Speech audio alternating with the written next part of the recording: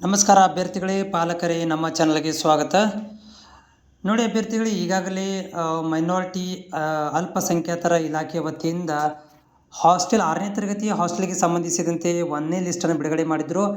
ಅದೇ ರೀತಿಯಾಗಿ ಯಾರಿಗೆ ಸೀಟ್ ಸಿಕ್ಕಿಲ್ಲ ಅಂಥ ಅಭ್ಯರ್ಥಿಗಳಿಗೆ 2ನೇ ಲಿಸ್ಟನ್ನು ಕೂಡ ಇಲ್ಲಿ ಬಿಡುಗಡೆ ಮಾಡಿರುವಂಥದ್ದು. ಇಲ್ಲಿ ನೋಡ್ತಾ ಇದ್ದೀರಿ, 2026-27 ಸಾಲಿನ ಅಲ್ಪಸಂಖ್ಯಾತರ ನಿರ್ದೇಶನದ ಅಡಿಯಲ್ಲಿ ವಿವಿಧ ವಸತಿ ಶಾಲೆಗಳಿಗೆ 6ನೇ ತರಗತಿ ಪ್ರವೇಶಕ್ಕಾಗಿ 2ನೇ ಆಯ್ಕೆ ಪಟ್ಟಿಯನ್ನು ಬಿಡುಗಡೆ ಮಾಡಿದ್ದಾರೆ. ಈಗ 1ನೇ ಆಯ್ಕೆ ಪಟ್ಟಿಯಲ್ಲಿ ಸೀಟ್ ಸಿಗದೇ ಇರುವಂಥವ್ರು ಅಥವಾ ಇಷ್ಟವಾಗದೇ ಇರುವಂಥ ಅಭ್ಯರ್ಥಿಗಳು ಏನು ಮಾಡಿದ್ದಾರೆ ಅಂತಂದರೆ 2ನೇ ಸುತ್ತಿಗೆ ವೇಟ್ ಮಾಡ್ತಾಯಿದ್ರು, ಅಡ್ಮಿಷನ್ ಆಗಿರಲಿಲ್ಲ.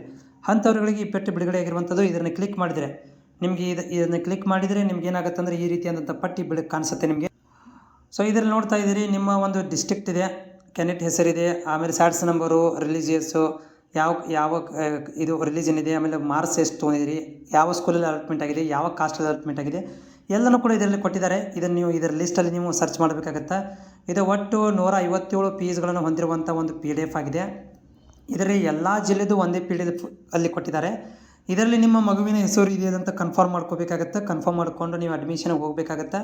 ಆಲ್ರೆಡಿ ನಿಮಗೆ ಸ್ಕೂಲ್ ಮುಖಾಂತರ ಕೂಡ ಕಾಲ್ ಬಂದಿರುತ್ತವೆ, ಅಥವಾ ನಿಮಗೂ ಕೂಡ ಏನಪ್ಪ ಅಂತಂದರೆ ಮೆಸೇಜ್ ಬಂದಿರುತ್ತೆ.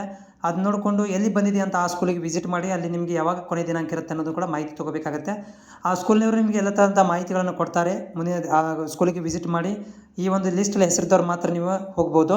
ಈ ಲಿಸ್ಟಲ್ಲಿ ಹೆಸರು ಇಲ್ಲದೇ ಇರೋ ಕೂಡ ಇನ್ನೊಂದು ರೌಂಡಿಗೆ ಏನಾದರೂ ಕರಿಬೋದು. 3ನೇ ಸುತ್ತಿನ ಕೌನ್ಸಿಲಿಂಗ್ ಪ್ರಕ್ರಿಯೆಯನ್ನು ಮಾಡ್ಬೋದು. 3ನೇ ಸುತ್ತಿನ ಇದನ್ನು ಕೂಡ ಪಟ್ಟಿಯನ್ನು ಕೂಡ ಬಿಡುಗಡೆ ಮಾಡ್ಬೋದು. ಇದರಲ್ಲಿ ಹೆಸರು ಬಂದಿರದೇ ಇರೋರು ಕಾಯಬೇಕಾಗತ್ತೆ 3ನೇ ಪಟ್ಟಿ ಬಿಡುಗಡೆ ಆಗೋ ತನಕ.